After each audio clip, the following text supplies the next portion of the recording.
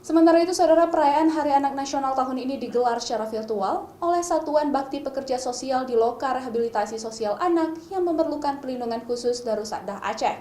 Kali ini secara virtual, anak-anak bisa mengikuti pertemuan langsung dengan Menteri Sosial, bahkan menyaksikan pertunjukan di Hari Anak secara massal lewat virtual.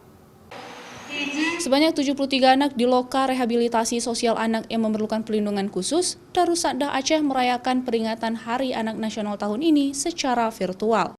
Untuk menghibur anak-anak, Menteri Sosial Juliari P. Batubara langsung menyapa lebih dari 7.000 anak di seluruh Indonesia melalui pertemuan virtual karena pandemi COVID-19.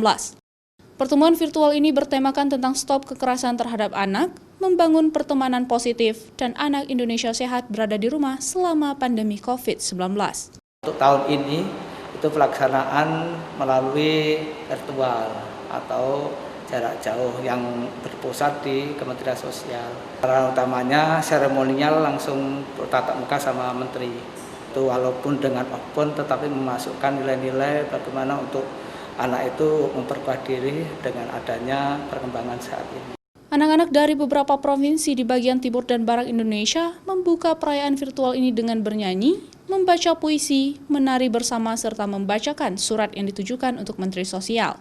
Selama pertunjukan berlangsung, anak-anak tetap menjaga jarak di ruangan, dan selain itu mereka juga diwajibkan memakai masker dan dilakukan pengecekan suhu tubuh sebelum masuk ruangan.